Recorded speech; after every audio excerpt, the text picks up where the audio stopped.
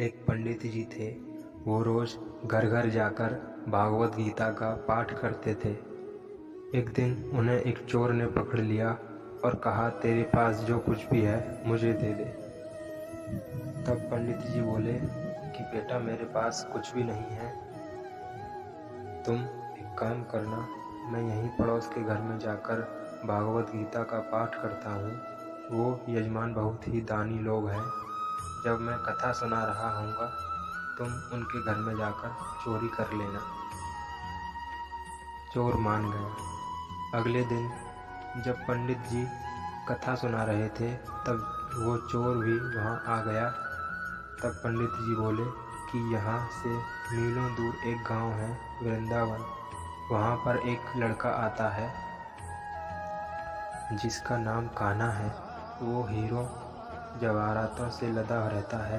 अगर कोई लूटना चाहता है तो उसको लूटो।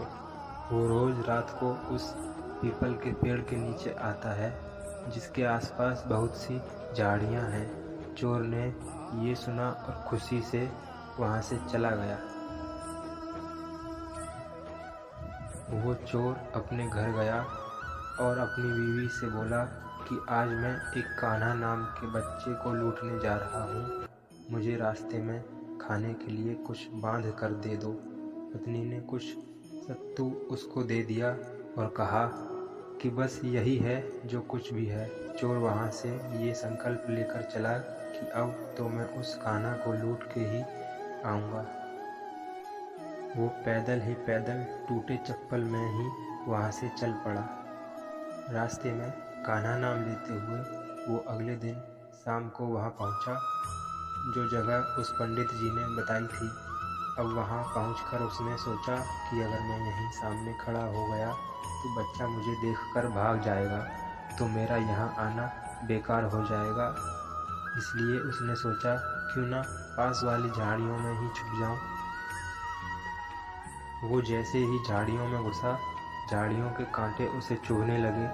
उस समय उसके मुंह से एक ही आवाज़ आई, कान्हा कान्हा। उसका शरीर लहूलुहान हो गया और मुंह से सिर्फ यही निकला, कान्हा, ओ कान्हा, आ जाओ कान्हा, आ जाओ।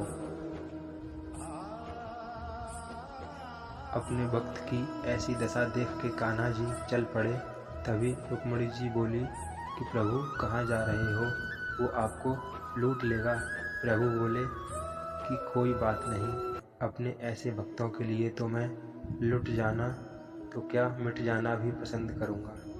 ठाकुर जी बच्चे का रूप बना के आधी रात को वहाँ आए। वो जैसे ही पेड़ के पास पहुँचे, चोर एकदम से बाहर आ गया और उन्हें पकड़कर बोला, ओ कान्हा, तूने मुझे बहुत दुखी किया है।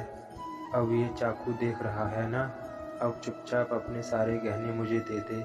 कान्हा जी ने हंसते हुए उसे सब कुछ दे दिया। चोर हंसी खुशी अगले दिन अपने गांव में वापस पहुंचा। सबसे पहले उसी जगह गया जहां पर पंडित जी कथा सुना रहे थे। जितने भी गहने वो चोरी करके लाया था, उनका आधा उसने पंडित जी के चरणों में रख दिया।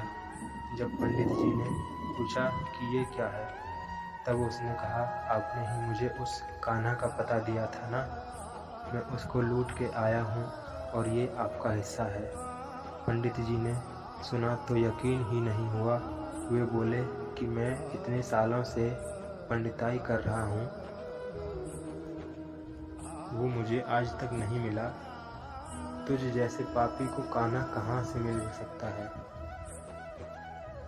चोर के बार बार कहने पर पंडित जी बोले कि चल, मैं भी चलता हूँ तेरे साथ, वहाँ पर मुझे भी दिखा कान्हा कैसा दिखता है।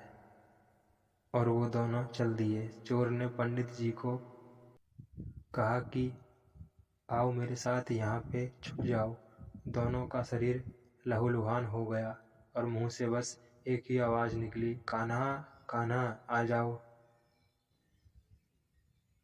ठीक मध्य रात्रि कान्हा जी बच्चे के रूप में फिर वहीं आए। दोनों झाड़ियों से बाहर निकल आए। पंडित जी की आंखों में आंसू थे। वे फूट फूट कर रोने लग गए, चोर के चरणों में गिर गए।